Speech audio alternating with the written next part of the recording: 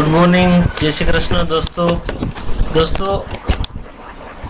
हम समझने वाले हैं कि एंट्री, कौन सी एंट्री?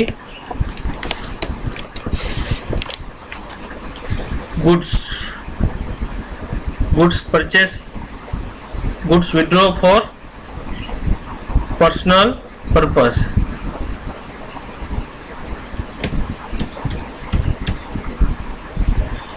ठीक है, ये हमारी एंट्री है। ठीक है दोस्तों, तो इसकी एंट्री जनरल वाउचर में हम किस तरह से करेंगे? Drawing account 2002 purchase account. अब आप सोचोगे कि ये खरीदी तो किया नहीं है, और एक तो ये खरीदी अकाउंट सीआर क्यों आया? ठीक है, तो जब भी मानो कि आपने कोई भी परचेज किया है, मानो कि इससे की पहले की भी कोई परचेज होगी, तो हम देख लेते हैं। चलो, डिस्प्ले मोर रिपोर्ट, अकाउंटिंग बुक्स, ये परचेज रजिस्टर हम पहले देख लेते हैं। हमारे पास में कितना मटेरियल पड़ा है परचेज किया हुआ हमारे गोडाउन के अंदर? 19,000 का। अब 19,000 का जो भी गुड्स था, उसमें से 2,000 का गुड्स हमने क्या किया? हमारे घर की खरीदी के लिए, हमने घर के पर्सनल पर्पस के लिए हम लेके गए हैं। तो अब इनका हम एंट्री करेंगे टेली प्राइम के अंदर में। ठीक है, जनरल एंट्री तो आपको पता है। ठीक है, अब इसकी एंट्री हम करते हैं वाउचर के अंदर में जाएंगे। जनरल एंट्री हम F7 प्रेस करेंगे। ठीक है दोस्तों, शॉर्टकट की का भी मैं उपयोग कर रहा हूँ थोड़ा बहुत। शॉर्टकट की का उपयोग करने का तात्पर्य क्या है कि आपको थोड़ा बहुत समझ में भी आने लग जाए।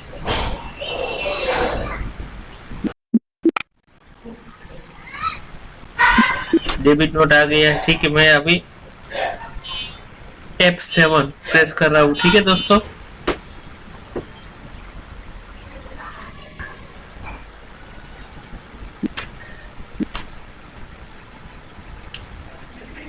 GST 9%, SGST 9%, तो अपने लगाते हैं 2000 into 9%, that means goods costing rupees 2000 withdrawn for personal use, such goods। ठीक है दोस्तों, अभी हमने एंट्री देखी थी ड्राइंग अकाउंट। ठीक है, हमने बनाया नहीं है ड्राइंग अकाउंट। ठीक है, ड्राइंग अकाउंट किसके अंदर में? हेड के अंदर आएगा, कैपिटल के अंदर में, कैपिटल अकाउंट के अंदर में। समझ रहे हैं ना दोस्तों? आपकी जो भी कैपिटल होगी, उसमें से जो भी विड्रॉल होगा वो माइनस होगा। ठीक है दोस्तों, तो ये चीज आपको समझ में आना चाहिए। ठीक है, इनको कंट्रोल लेकर के सेव कर देते हैं। ठीक है, कितना है ड्राइंग अकाउंट? 2000 2 purchase account. ठीक है, परचेज अकाउंट CR। यहाँ पे आपको नरेशन में लिखने देना है गुड्स फॉर पर्सनल,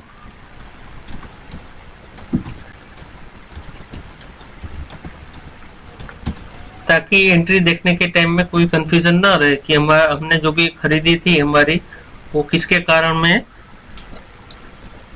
हमने परचेज अकाउंट को क्रेडिट किया है। ठीक है दोस्तों, तो अब इनका इफेक्ट भी देख लेते हैं, वो ये एंट्री हम सेव भी कर लेते हैं दोस्तों। ठीक है ना दोस्तों,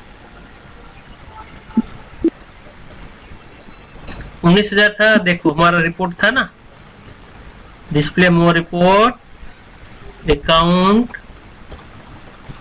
परचेज रजिस्टर। ठीक है, टेली एकदम इजी सॉफ्टवेयर है। ठीक है, ये हमारा परचेज था 19,000 का।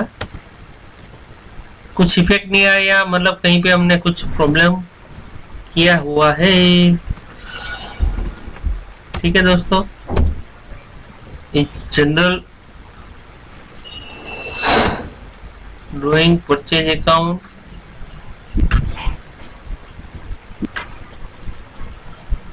ठीक है, अल्टर करेंगे इनको।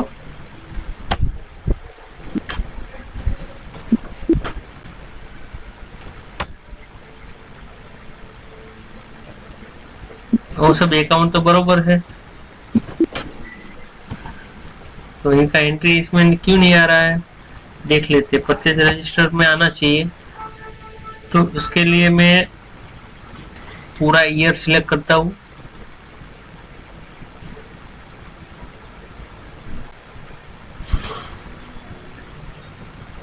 एक 4/26 से 31/3/2027, ठीक है।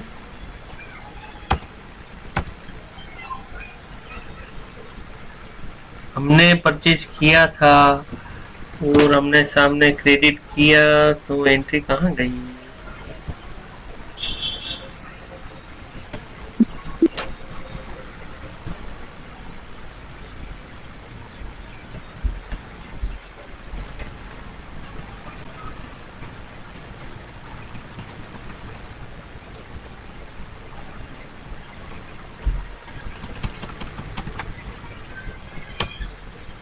जनरल रजिस्टर में भी आ गई ड्राइंग। देखो परचेज अकाउंट का बैलेंस यहाँ पे हम, ठीक है, वो परचेज रजिस्टर में नहीं आ रहा है, लेजर देख लेते हैं। ठीक है दोस्तों,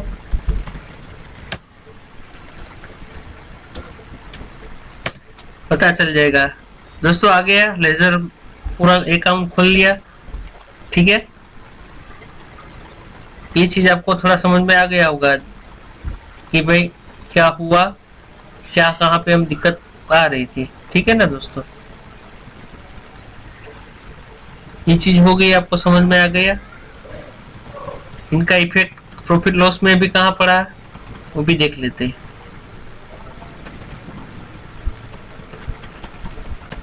प्रॉफिट लॉस अकाउंट में हमारे परचेज कितनी थी? 17,000 की थी। प्रॉफिट हुआ था 1,000 का, 18,000 का था इनडायरेक्ट एक्सपेंस। ये सब इसको डिटेल रिपोर्ट हमको देखना पड़ेगा।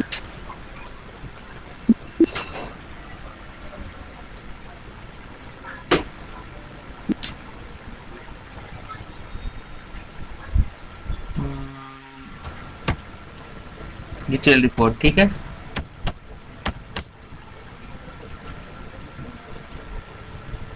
देखो परचेज अकाउंट की यहाँ पे एंट्री आ गई 70,000 रुपया। ठीक है, 19,000 डेबिट का ट्रांजेक्शन है, 2,000 क्रेडिट का ट्रांजेक्शन है, क्लोजिंग 17,000।